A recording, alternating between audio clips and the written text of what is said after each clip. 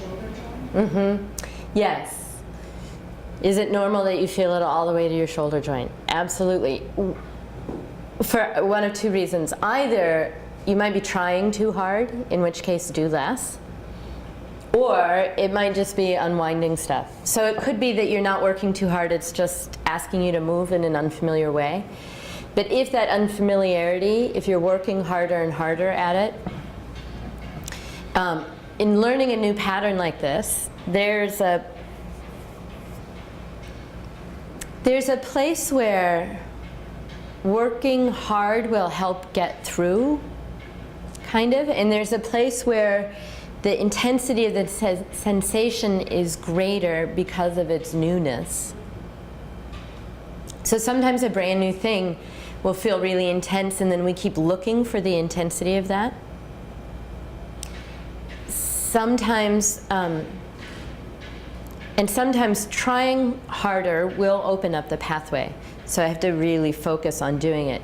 But sometimes trying harder will get in the way because we're recruiting something up here that we're trying to do down here. So one of the questions is, if there's a moment of like it traveling from here in and rippling through in this way, I would say that's great. That's useful.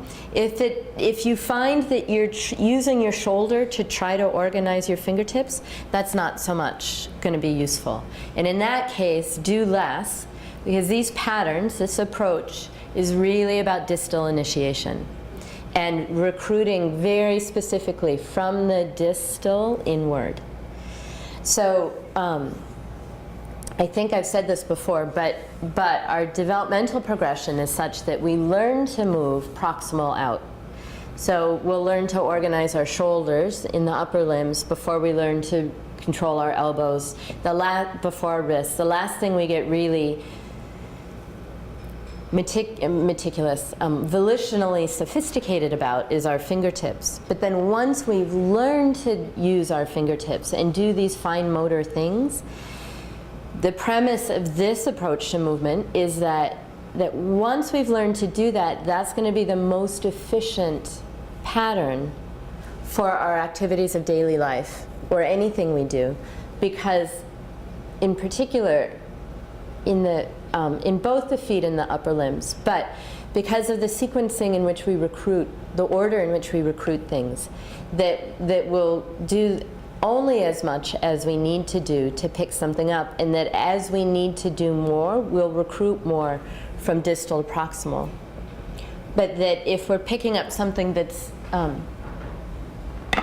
that doesn't require more than, say, my forearm to do, it's not really efficient to do it from my neck. And one of the things that I find is valuable, doing it myself, is valuable about these patterns in the hands and upper limbs is that they help us notice where we've built up the pattern of doing something from up here.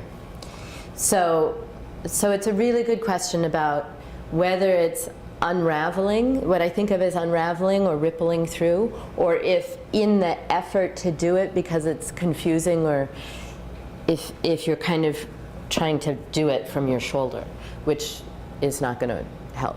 So if it's traveling from here in, and things in here are sorting themselves out, you might be getting under some recruitment pattern that you had and going, oh look, there's all this stuff in here that partly maybe as you're doing this you go, oh, I never ever do this movement. I do this movement and I do this movement, but I never do like some part of this movement, because that's part of what this is about, is identifying the things we never do and making them available to us as choices, so that also where neutral comes from is not the absence of all these choices, but if I can do this, and I can do this, and I can do this, and I can do this, can I find the center from the presence of all those choices in a balanced way?